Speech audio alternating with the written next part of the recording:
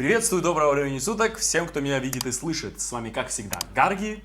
И это уже 10-я серия второго сезона «Пираты Черной Лагуны». Эпизод 22. Темный город. Темный город. Ну что смотришь? Делаешь вид, будто ничего не случилось? Вот сволочь, а. Давай, гордись. После того, как мы разберемся с этим самураем, Твари. и если не найдем на тебя покупателя, буду тебя каждый день отдавать извращенцам, Вот Ох, которые без садомаза жить не могут. что с тобой сейчас сделают? Думаю, ты быстро переменишь свое отношение, когда тебя накачают наркотой и заставят заниматься всяким дерьмом, да? Не волнуйся, когда выйдет видео, я куплю экземпляр. Ну тварь, а. Ну тварь. Ох, за тобой сейчас идут. Ох, что с тобой сделают? Дубина, в маджонг столько не выиграешь. Да ладно тебе, нарываешься? Чуваки, у вас бензин для зипа есть?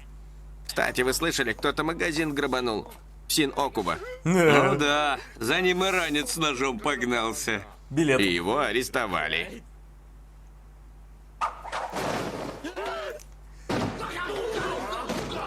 Патронов даже не тратили на этих Что там сволочей. такое? Кончай шуметь. Патроны должны на вас, жалко, суки. Ну привет. О, так он и правда пришел. Кто бы мог подумать. Ну, а ты, моя дорогая Рэви, что здесь делаешь? Тоже пришла посмотреть? Круто. Гинсан! Гинсан! Ты это сделал. Ты все-таки это сделал. Так ты хочешь увидеть мой меч? Вы все отправитесь в ад. Слушайте, я прям понимаю его праведный гнев. Вот сейчас реально.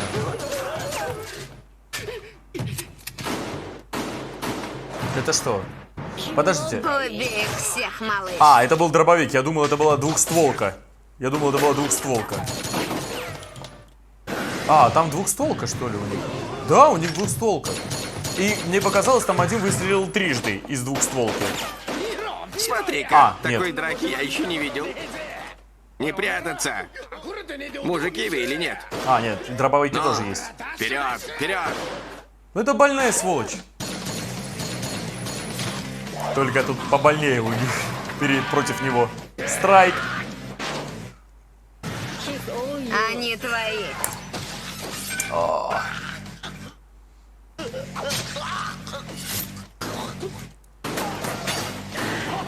Круто, круто. Ладно, довольно шуток. Иди сюда, Юки. Девочка!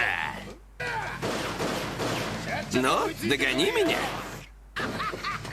Ну он тебя догонит. Клевая надевка, клевая. Не думал, что я буду с ней здесь развлекаться. Надо все подготовить.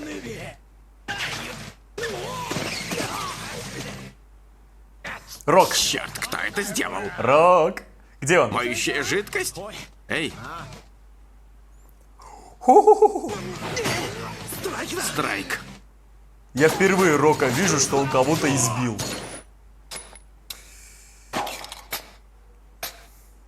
Перезарядка.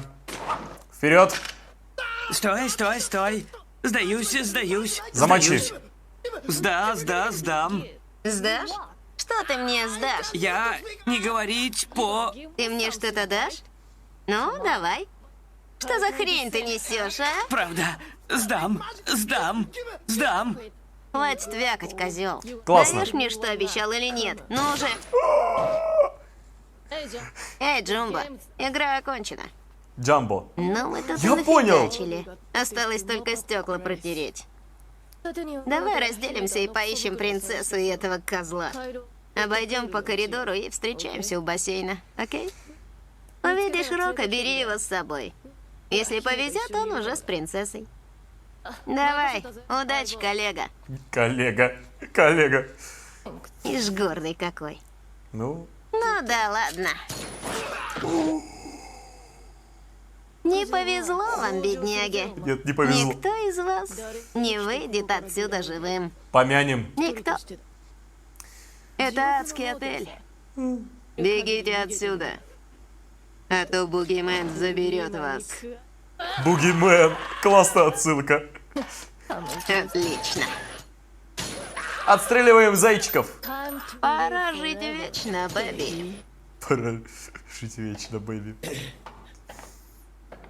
Я больше ничего не слышу. Тяка-сан, остальные, наверное... Мертвый. Тяка-сан. Да слышу я. И чего? Наверное, все умерли. А где девчонка? Да А, иди да. ты. Как так можно говорить? Я задолбался с тобой работать. Кто успел? Если есть время ныть, заведи себе бабу. И что ты будешь делать? Все пошло не так. Ну же. Хвосты поджали? Ладно, Ну, больной. придурки. Ой-ой, как интересно. Здрасте. Своих стреляешь? Своих. Ничтожество ты полное. Раз все еще скачешь одним кусочком, с Джумбо ты еще не встречался. Кому какое дело? Я хотел тебя дождаться. Никогда раньше не встречал женщину-стрелка. Это наш шанс. Переспи со мной, Рэви. Ага, сейчас. Все ясно. Не смеши меня. Когда банка упадет на пол, это сигнал, кошечка. Как будто она ждать Готово? будет. 10, 9, 8, 7. Чего? Ты что, реально думаешь, она с тобой в игры играть будет? Да она тебя сейчас отмудохает. Хотел дуэли, да? Дуэль захотел, да. Фиг тебе. Кто будет устраивать дуэль с тобой, Во. придурок? Ты кто такой, чтобы с тобой... Я хочу убить тебя. Но если ты жаждешь умереть, то есть вариант. Пусть тебя Джумбо прикончит. О, да. Ой, что? Ну стой, сука. Лучше Джумбо. Стой. Лучше Джамбо. Козел. Стой, говорю. А ну стой. А, Стоять. Сучка. а она не боялась, что... Прости, что так долго, Джумбо. Я твоего приятеля привела. О, Не смешно. Не стой на дороге, самурай. Девчонки здесь нет. Я ее пристрелил. Ну что, закончили? Валите домой, приготовьте себе пожрать. Такой осторожный тип, как ты, не будет стрелять в такую гарантию безопасности. Я прав. Еще как, прав? Как хочешь, придурок. Ну, посмотрим, на что ты способен. Выбирай, что будешь делать.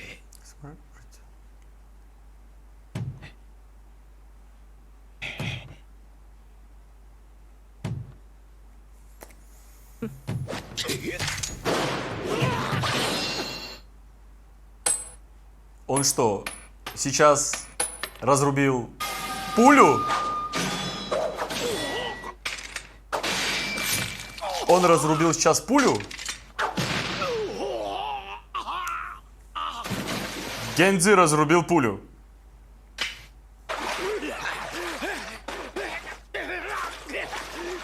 Суки! Убью вас! Убью! Фу, бедная. Все стихло. Рэви и Гинсан, наверное, закончили. Подождем еще немного на всякий случай. Акадзима-сан, зачем вы здесь? Бедная девочка. Я не могу оставить тебя, Что с ней сделали, а? потому что узнал, что ты втянута в наши дела.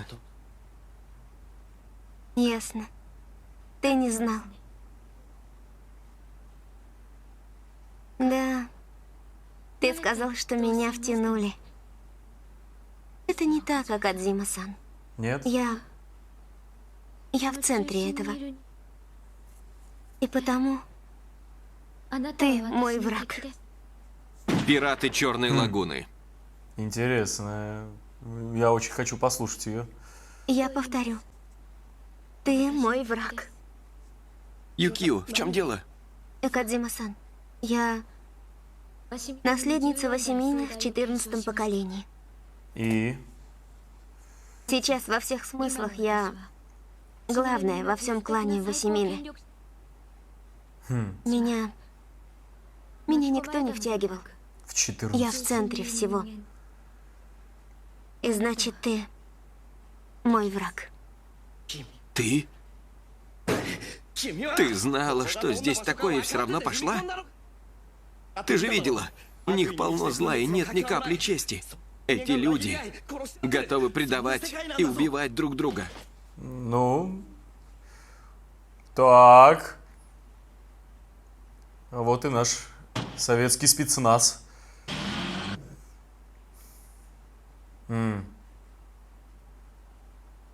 Поехали грохать весь клан Восемины, скорее всего. О боже, как все херово повернулось. Да. Акадзима-сан, прошу еще раз. Зачем ты здесь? Я уже говорил. Я не мог спокойно смотреть, как тебя затягивает в это. Не мог смотреть? Я не верю, что Банда покончил с собой.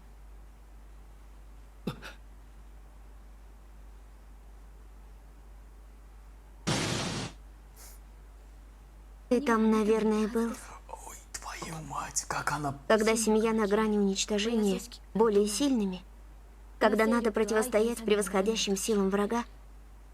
Что делать, если только ты способен спасти их? Восстановить братство способен лишь кто-то из семьи. Таково правило. Но Можешь не говорить, я знаю. Для тебя это не оправдание. Но, как бы глупо это ни выглядело, выполнять свой долг — это единственный способ делать наше дело. Так мы храним порядок. да как это? А как же твоя собственная жизнь? Никто этого не хотел. Ни Банда-сан, ни Гин-сан, ни даже ты. Они так старались не ввязывать тебя в эту драку, верно?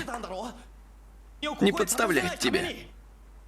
Ну, вообще-то они правда старались. Они правда вообще-то старались. Ее вообще не впутывать, но... Вообще она сама решила в это войти. Ну как войти? Она всегда в этом была. Но активировать свою позицию, скажем так, активировать свое право, она решила прямо сейчас. Потому что, ну вот она сказала, что восстановить братство может только кто-то из семьи. Она в 14-е в поколении. Представляете, какой это моральный долг на твоих плечах?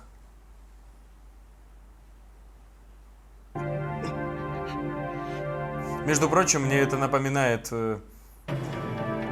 когда там была ситуация в японской истории, когда, вот если кто смотрел «Последний самурай». Если бы я взялась за это раньше, Так. такого бы не случилось. Нет, виноват союз Коуса. Ты пытаешься взять все на себя. Я так понимаю. Ты помнишь, о чем мы говорили в кафе? Люди, как игральные кости. Мы бросаем. Люди, как игральные кости. Сказал один француз. Ты бросаешь себя вперед, туда, куда выбираешь сам. Меня не втягивай. Я сама бросила себя в это. Я выбрала это ради отца и людей, которые любили его. Нет, ты не выбирала. Если не поймешь этого, будешь жить с грузом, который можно было на себя не брать. Ты сам выбрал такую жизнь. Ты в тени. Ты можешь так говорить, потому что стоишь в тени. Я сама это Если я не буду знать, что выбрала сама, у меня не будет сил справиться. Если чья-то жизнь, честь, если их будущее зависит от меня, что мне остается, кроме как драться за них, как сегодня? Если бы я не знала, что это моя ответственность, то не выдержала бы. Господи, боже. Я верила в него до той ночи, когда полиция не отлупила меня за то, что я не совершала. Если ты хоть раз попеняешь мне этой историей, то перестанешь быть своим. С тех пор ничего не изменилось. Рэви, против того, что она испытала сегодня, я бессилен. У меня нет слов, которые я мог бы сказать девочке, которая идет туда, где ты. Я там, где я есть, и больше нигде. Это не так. Я больше нигде не стою. Ну, ох ты, Скотина!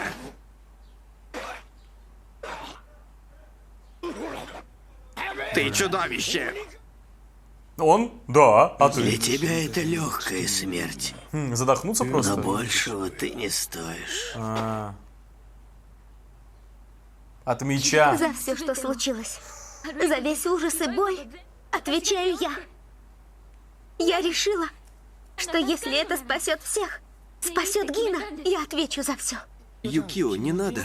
Акадзима-сан, скажи мне, чего ты добиваешься здесь? Я не совсем понимала тогда, о чем ты говорил в кафе. Но теперь я поняла. Зачем ты ушел на темную сторону мира Юго-Восточной Азии? Потому что в Японии... Нет, ты искал чего-то за пределами своей обычной жизни, но так ничего и не нашел.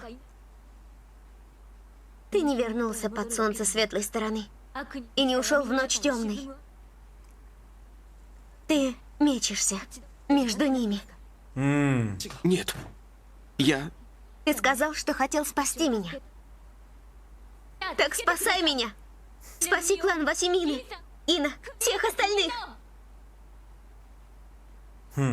Ты не можешь. Потому что не хотел на самом деле меня спасать. Ты просто не хотел терять остатки той жизни, с которой попрощался. Если бы ты дал мне умереть, то потерял бы все, что оставалось у тебя в Японии. Ты не хотел терять. Хотел, чтобы что-то осталось. Ты не хотел терять даже то, что сам оставил. Ты хватаешься за то, что осталось. Кого ты сможешь так защитить? Кого ты сможешь так спасти? Отвечай! Отвечай мне! Блин, Я хотела жить нормально. я с ней. Я должна была быть там же, Где есть? где ты. Не хотела боли. Юкио, Не подходи. Я знаю. Но мне больно. Я завидую тебе. Поэтому я ненавижу тебя.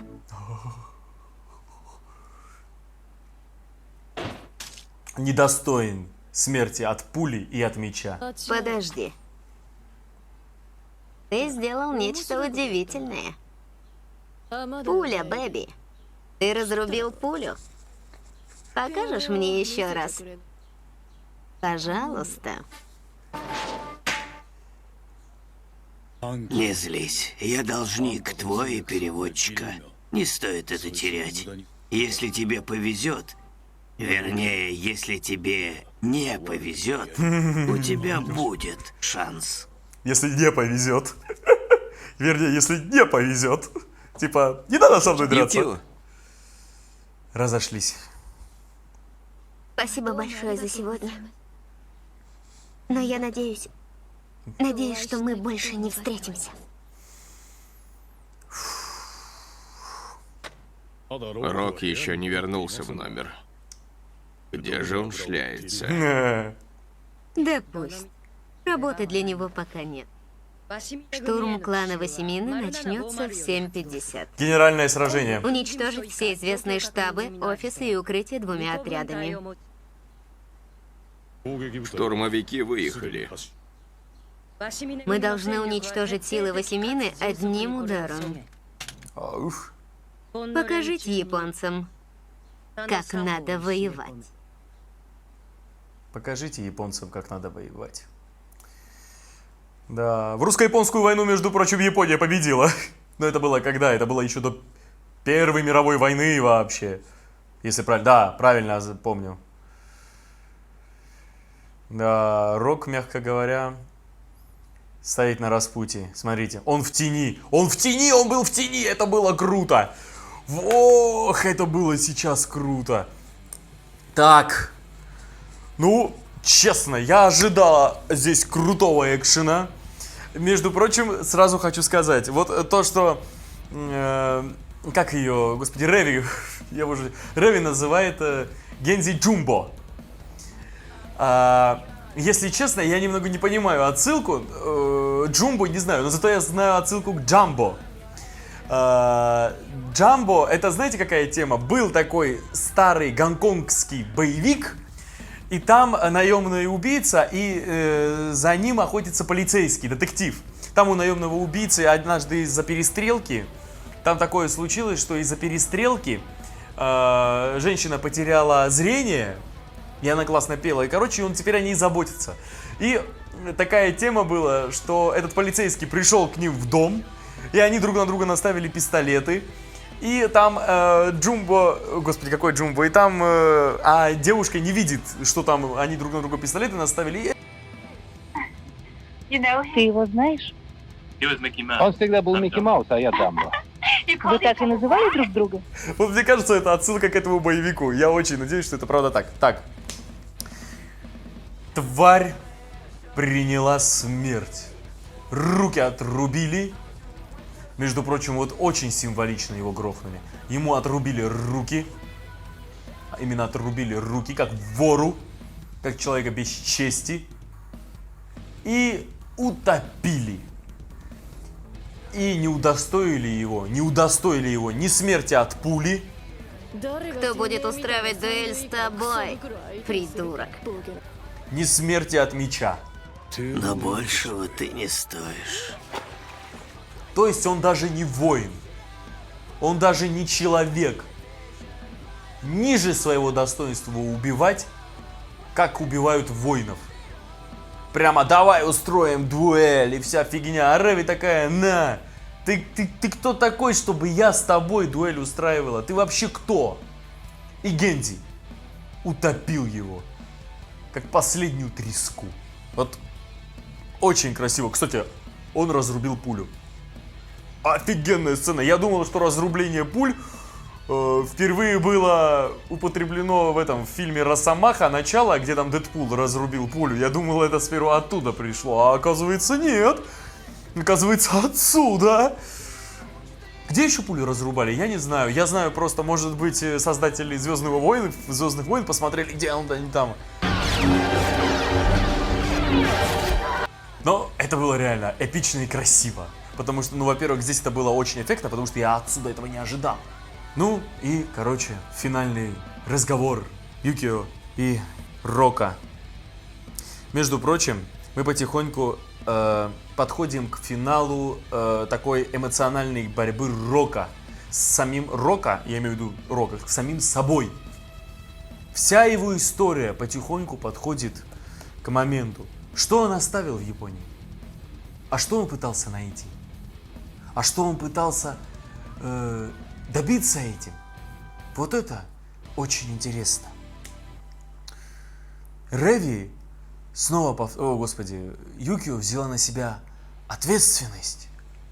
Взяла на себя функцию семьи. Между прочим, это в Японии, между прочим, у них такая вещь, что когда человек идет на работу, теперь эта работа его жизнь. Ответственность – это его семья. То есть все работающие люди – это его семья теперь. Вот у них там такая традиционная тематика имеется. Она в 14-м поколении, за ней души ее предков, за ней души ее людей. Между прочим, есть на похожую тематику фильм, я хотел прямо сказать, «Последний самурай», кто смотрел, с Томом Крузом. Там очень красиво показано, как японцы, как сама суть их философии и их характера не дают им переступить и изменить свою жизнь. И вот как бы твой клан – это твоя жизнь, это твое все, это твое нутро, это сердце, бьющееся внутри тебя. И она не хотела этой жизни, и ее люди не хотели ее жизни, они ее реально любят и заботились, и пытались позаботиться о ней. Но как она могла их бросить? Людей, которые любили ее и ее отца. Как?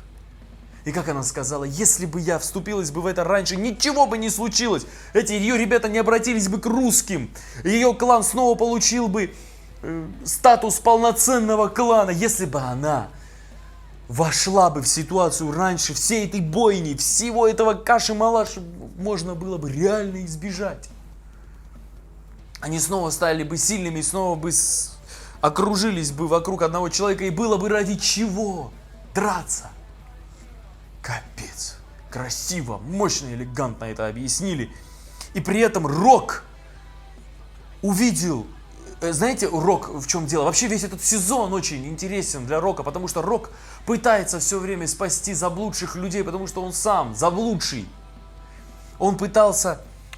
Понимаете, он в этой деве, в Юке увидел этих детей, которые вот это из... Напомню, вот которые... которые были уже по уши в грязи, и по уши в смерти, и никак не могли выбраться оттуда. Вот помните, да, этих двоих близнецов? И он прямо увидел, вспомнил их, увидел ее. И как это можно? Как это можно чистых, хороших, добрых людей в такое говно мешать? Как? И он не хочет, чтобы это происходило. Он стоит на распутье. Он вроде бы там, уже по ту сторону, но он все равно отказывается эту сторону принимать, потому что это не в нем. И она сказала... И знаете, человек может ли так жить?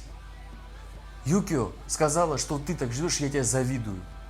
И поэтому я тебя ненавижу. Между прочим, очень классный психологический анализ момента. Она не хочет больше с ним общаться, потому что она видит, что кто-то смог стать на перепутье. Это хорошо или плохо для Рока, чисто с психологической точки зрения, не знаю. Вот выбрать собственный путь. Возможно ли выбрать собственный путь, не отказавшись от своего другого пути? Можно ли идти дальше, но оставив за собой все? И попытаться вернуться. Вот это хороший вопрос. Вот не знаю. Но она видит, что кто-то это может, и поэтому она завидует. И поэтому ненавидит. Если вам кто-то завидует, следовательно, он вас ненавидит. Что ж, это была 10-я серия «Пираты Черной лагуны». Благодарю, что смотрели это вместе со мной. Увидимся на 11-й серии. Потихоньку кульминационная битва уже близко. Удачи!